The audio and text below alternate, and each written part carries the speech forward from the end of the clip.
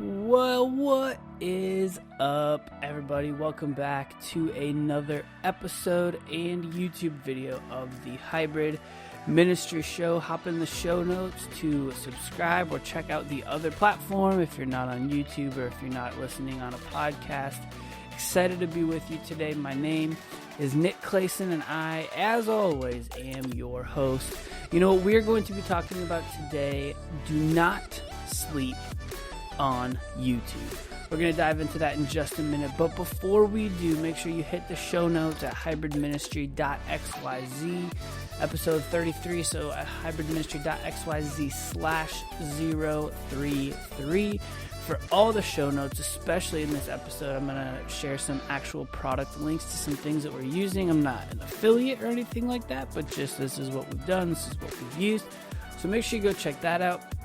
As well as, if you have not, head to the Have I Already Ruined My Church's TikTok account, a complete guide to posting a TikTok from scratch. And the reason I made this is because I want this to be a guide for anybody who's never even opened the TikTok app to first be able to shoot and edit a TikTok, but then be able to cross-post it to all the different platforms. So go and check that out. That's a free gift from us to you. Hit the link in the show notes for that. All right, everyone, glad to have you. Thanks for being here. If you're on YouTube, hit that subscribe and bell button. If you're on podcast, we'd love to also ask you to hit that subscribe button. But let's dive into Don't Sleep on YouTube, episode 33. Here we go. Well, hey there, everybody. And in this episode, like I said, I want to talk about don't sleep on YouTube. Now, what does that mean? I think at least in my sphere or whatever, like, I think YouTube is like a little bit the forgotten child of social media. I was talking on the phone this week to my brother, who's just getting started at a church and just getting started on his social media accounts. And he's like, so should we do TikTok? I was like, yeah, for sure. But he's a youth pastor. Should we do Instagram? I'm like, yeah, you can do Instagram. Anything else is like YouTube. And he's like, YouTube, really? And I was like, yeah, YouTube. Here's why. YouTube is the either second or third, depending on how you look at it, largest search engine. So, I mean, if it's not second behind Google, the argument is that it is third behind Google Images, and then YouTube is third. And so, also, YouTube is owned by Google. And so, all three of those are owned, by the same person, people, place. And so the search engine is going to be tied to a strength of a Google type search engine. So it's not going to be a small banana. Like TikTok is trying to cutely turn themselves into more of a search engine type platform, and like that's fine, but it's not powered by Google. You know what I mean? It's powered by TikTok. And so TikTok was good at making vertical, viral style videos. YouTube is owned by the largest, best, and most powerful search engine in the entire world. So YouTube has some strength and some weight behind it. In addition to that, YouTube has recently burst onto the scene with Shorts. I don't know the last time you logged into your mobile app on YouTube, but there will be a couple of widescreen, long-form, classic YouTube video recommendations in 1, 2, or 3 of the first spots. But then right beneath that is a list of shorts. It's similar to the Instagram app now if you're scrolling through all the square pictures, but then it'll suggest some reels. And that's what YouTube is now doing with shorts. And about a year or so ago, I gave up on YouTube Shorts because I posted a few and they got like 1 or 2 likes or views. Like it was useless. And it was the clunkiest between TikTok, Facebook, and Instagram and YouTube. Of those 4, it was the clunkiest to post of all of them. And also it has the shortest window for shorts. So like TikTok now will offer like an up to 3-minute video. And for some people, creators or something, I'm not sure who gets this. Some people can post up to like 10-minute videos. So Reels has now got a longer length on Instagram. However, on Facebook, it's shorter, which doesn't make any sense why like those two who are both owned by Meta wouldn't communicate and talk to themselves. YouTube still only has a 1-minute clip option. So anytime I'm making any sort of vertical video content, if I want to post it to YouTube, I need to ensure that it's a minute or less. But that's usually not that hard. And so like even yesterday I posted on our TikTok, we did one of those blind rankings. I had a girl who's one of our worship leaders at our church that leads a lot in our ministry. I had her do a blind ranking of NFL teams based only on the logo because she doesn't know anything about sports. And I'm dating myself a little bit, but we posted that on Super Bowl Sunday, thinking that'd be, like a funny thing to kind of play off of like the Super Bowl thing, vibe, whatever. And when she recorded it on TikTok, she recorded it for like 1 minute and 30 seconds. So I had to go and I had to cut it and shave it down. I did that all in the TikTok app. But then when I was able to then take that link and post it on YouTube, it was less than a minute. So I was able to go on YouTube Shorts. And I had a decision moment there. Do I just post this on TikTok and Instagram Reels, or do I do the work, cut it, chop it down to be able to get it over to YouTube? Here's the interesting thing about that particular video. You never know, because especially when you're posting to 4 platforms, one might like blow up on one and get like 1 view over on another platform. But in this case, that video performed best on YouTube, believe it or not. And so from about a year ago, when I first started posting on YouTube, they are much more, they've done a lot more work, I think, on their back end to make shorts a little bit more viable. When I first started posting shorts on our church's student ministry YouTube page, we didn't do that until the very first of this year. We were changing our name in 2023, and so I already had the YouTube channel for Cross Creek students, and I didn't want to start a YouTube channel for First Colleyville students and switch them over. I wanted to get a clean start from everything, logo, handle, the whole thing, because YouTube's the one I know the least, right? I didn't want any issues. And honestly, even like right now, our TikTok is still under at First Colleyville students because TikTok holds those names longer to let them become available. I already had a Cross Creek students account on TikTok. I owned it, and I deleted it, hoping that within 30 days they would give it to me. Not hoping only for hoping's sake, but also because that's what they said that they would do. But then when I did more research, if someone deletes their account, they hold it for 4 months until it becomes available again. Or at least that's what someone said on Reddit somewhere. So we're going to see. One day we'll change that over. But nonetheless, I digress. I didn't start posting on YouTube until January 1st, 2023 because of the name change thing. And it is now, again, dating myself, when this was recorded versus when it's going to be aired live. But it's February 13th, and we have over 70 subscribers on YouTube. We post a once weekly long-form video clip. And so we have maybe 10, I want to say, something like that. Long-form, longer than 10-minute video clips.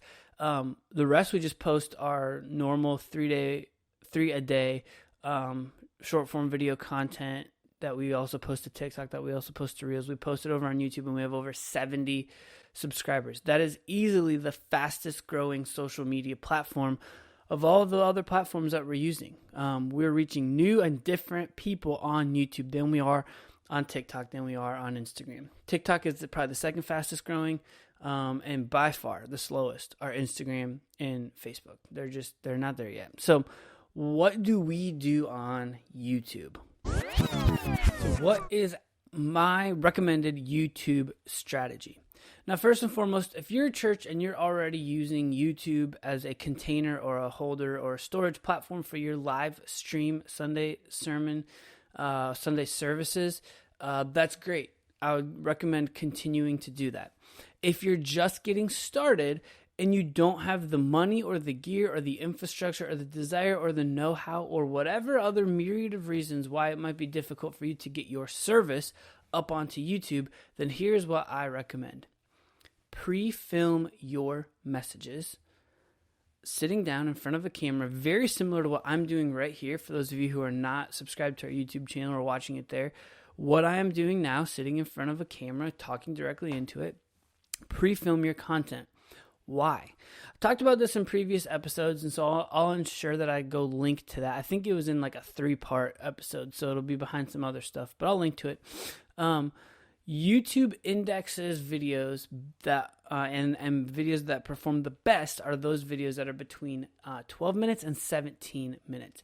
A Sunday sermon, typically 30 to 45 minutes, somewhere in that range. And if you're including the worship and the announcements and all the other stuff, your church service is probably somewhere between an hour and an hour and a half. And YouTube measures and tracks watch time and retention rates and drop-off rates. And so the longer your video, that's good, okay? It's good to have a long video, but if people aren't staying for the whole video, it's going to actually be a ding against you. The other thing that you get to do with a pre-filmed message is that you get to make it a custom and tailor the message for people online only. You all know, and you've all been there, especially as we've moved from COVID, where it was like digital only, into back to in-person. You've all probably noticed and known the hybrid struggle that there's been, where you're talking to, during COVID, you're talking direct to a camera. That worked really well, but then you're talking to a room and also some people behind the camera. And now you're probably talking to a room and less people behind the camera. And so when you pre-film, you're able to talk directly to the people that you know that are going to be watching and consuming this on YouTube, with your in-person sort of being the secondary or sitting in the back seat of the purpose of that video, right? And so YouTube, you guys know this, you've watched it before. They even probably make fun of it or make memes out of it, right? But the whole, thanks for being here, watch it, like it, subscribe, make sure you hit that bell. You can do all of those things when you pre-film the message. Why do we do those things? Why do YouTubers do those things? Because they actually work. Believe it or not, if you just watch a video where someone just does a video versus if you tell them to watch and subscribe, like, comment below, you'll actually see a noticeable uptick in those things happening if you just ask them to do it. And so that's one of the advantages of sitting down, pre-filming your message. You can make it shorter. You can make it fit into what's preferred for YouTube. You can speak directly to an online audience, someone that you know is going to be consuming your message in an online forum, an online first type forum, and you can tailor your message in that way. All right, so let's get nitty gritty. So what do I do? What do I use? So for phones, believe it or not, I'm an Android guy. And so I am filming this video and I film all of my other videos that I pre-film people with on a Google Pixel Pro 7. That's the one that they, put on, commercials and stuff where you can do the magic eraser, take people out of the background, stuff like that. I tried that last night, actually, for the very first time. I was watching the Super Bowl and they're advertising for it. And I was like, oh yeah, I have that phone. Let me see if I can actually do that. And so I did. But the camera is top of the line for cell phone cameras. It's not a camera, right? And so it's got its limitations for sure. But it's the phone I also use for my personal use. And so because I use it for my personal use and I use it for my filming and stuff, I invested in it personally so that I can use it for things both at work and stuff like this. I'm using for the podcast or whatever. So I just use my cell phone. If your church has a budget and they're not willing or able or whatever to invest in live stream, look no further than the camera in your pocket. It is probably better than most cameras that we had access to even 5 years ago. It's crazy. So what do I do after I film it? Well, I use the Adobe Suite, Creative Cloud. My church pays for that. It's like $55 a month, I think, for a business license. And let me just say, I think it's worth it. There are other free programs, and you can nickel and dime your way away from those things. But for editing purposes, it's really helpful and useful. Now, most computer softwares have a free video editing service, and you can get by with some stuff, but they're just all those free things, or all those things that are not a part of the, industry standard. They're gonna have shortcomings, and they're gonna have things that you wish they had that they don't have, or services that they offer that they just aren't able to offer because they're not free. I always think about the time at one of the churches I worked at that I got really into design. And making graphics. That was one of the things. I kind of became the Sunday morning slide graphic maker. And I learned how to do all of that in PowerPoint. But then there were just shortcomings. Like, for example, I couldn't make a round background with transparent outlines around it. Why? Because that's a Photoshop thing, right? And there's some free programs out there that do it. And now even with things like Canva and whatnot, that are even much more prominent than when I started doing it. But I remember asking my boss to ask the finance committee if we could please spring for the Adobe Creative Cloud, Adobe Creative Suite. And he was unwilling to pay the money at the time. And so I was doing a lot of things, but there was always limits to what I could do in PowerPoint versus in Photoshop. And so that's what I'll say. Yes, you can Jimmy rig and Jerry rig your way around a lot of things, but, this is the same conversation, by the way, we were just having with the camera. Like, my cell phone does a fine job, but like there are still limitations to it. And so there's always an upgrade that you can always make. So you just got to figure out where and how you want to spend the money. And so we use the Adobe Creative Suite in many more facets and places than just for YouTube videos. But I use Adobe Premiere Pro because it links really well with Adobe Photoshop and Adobe After Effects. And I don't use After Effects for every edit. I use it for like some initial things, for some lower thirds and some animated graphics and stuff like that, that I just store and have and put, places when I'm editing. So I'll use it like for the first time or for the first few videos to get a library of some things. But for the most part, when I'm editing, I'm just using Adobe Premiere Pro and Adobe Photoshop, and they talk really well together because they're both in the same Creative Cloud. So what did I get? So in addition to my phone, I have like a ring light. I bought a tripod, a desk tripod, as well as a full standing tripod. And I bought 2 style microphones. I bought 2 lapels that connect via Bluetooth. They just plug right into my phone. And I bought a shotgun style microphone that plugs into like the charging port of my phone.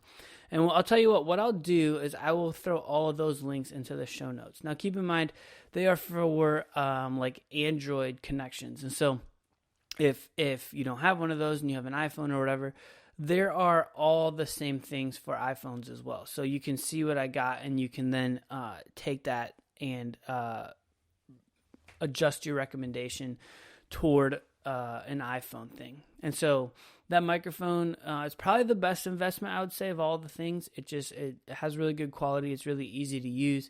And it just makes the video sound just a little bit better and a little bit more professional using the microphone that way. It's not a microphone like this podcast mic that I have for those of you watching.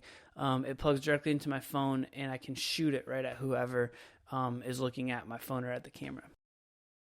All right, so then how do I use that strategy for social? So when I'm editing in Adobe Premiere Pro, I find 2 spots to create just vertical video message clips. I clip them out. I try to find a good hook. If the person, myself, or any of our other people on our team don't have a good hook, I will have them talk for a little bit, pause, and I'll fly in some text, and I'll do an AI voiceover. And the place that I've been using for that AI voiceover is a place called Veed, Veed.io. And so I'll drop that in the show notes as well.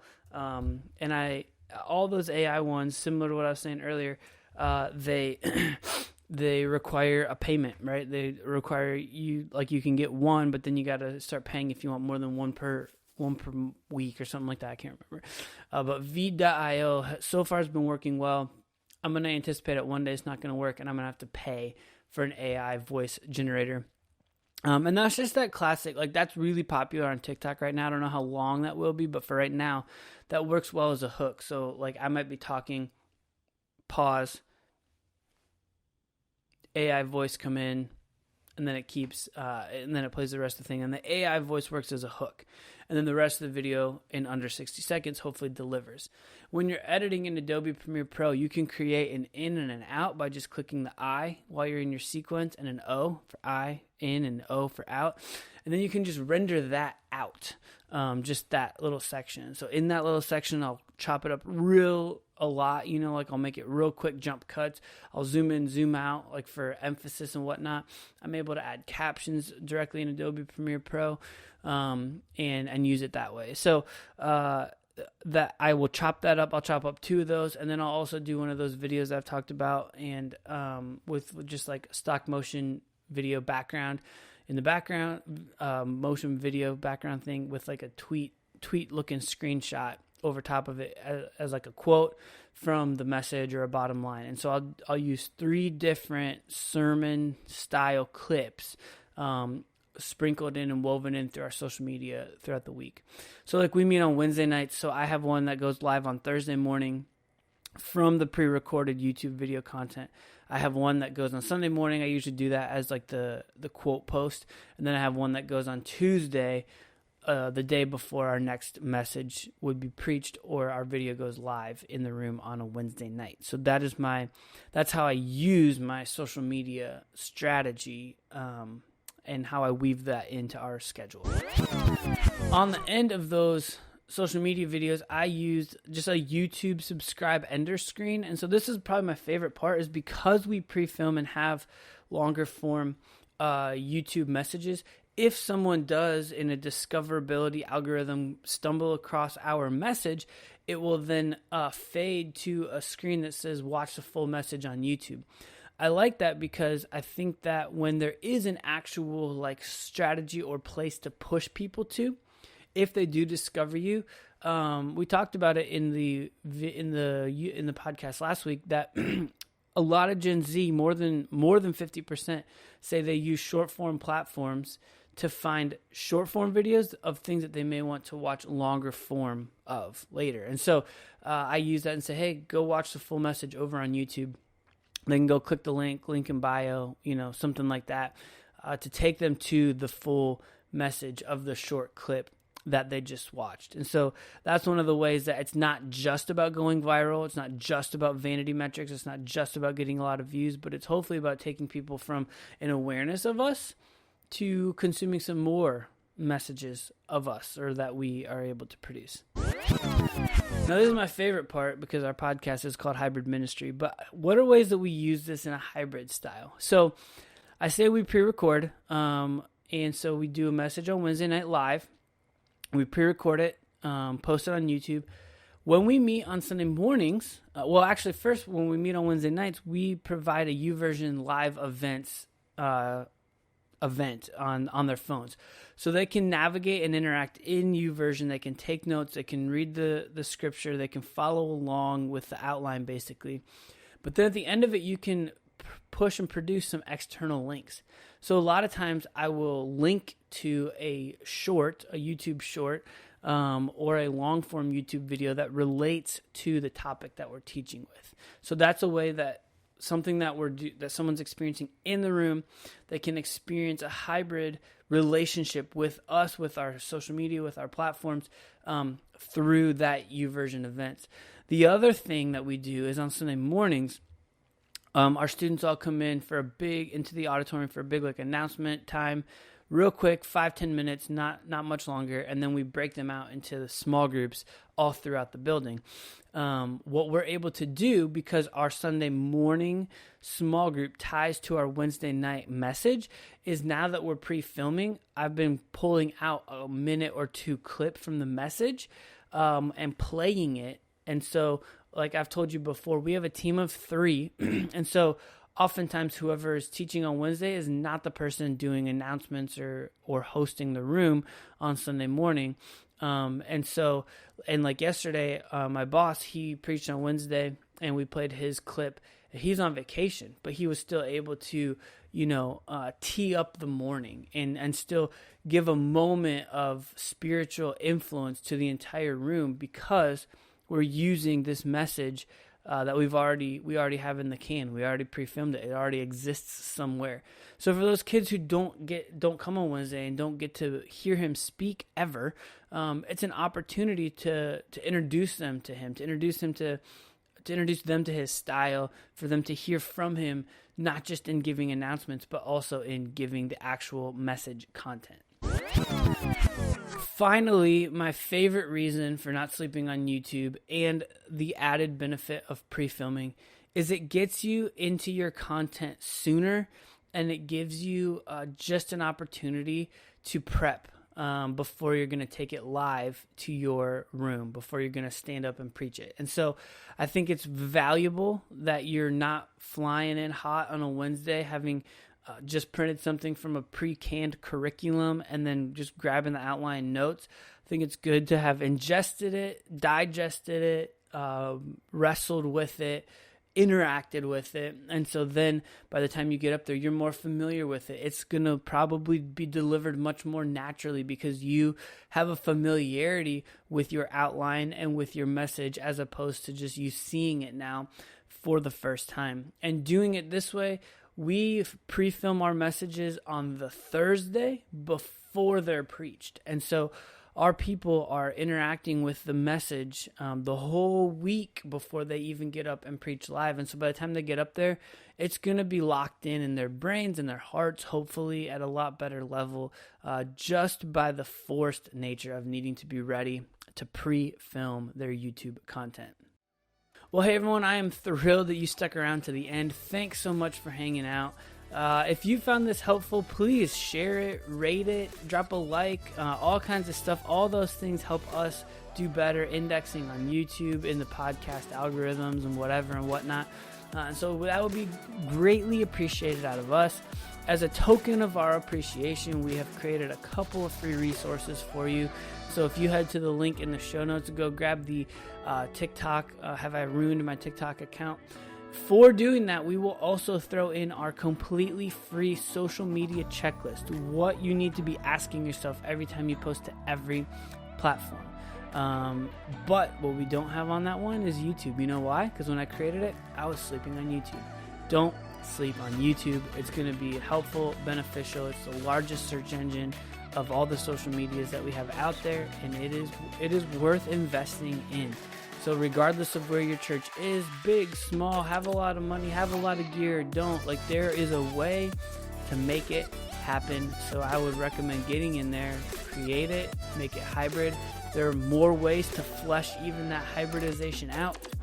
But for now, go back and listen to everything I just said for what we're doing to live and lean into a hybrid, digital, physical environment to help point our students closer to Jesus. Again, thanks so much for hanging out. Follow me on TikTok, follow me on YouTube, subscribe to this podcast, and we will be sure to talk next time. Don't forget, stay hybrid.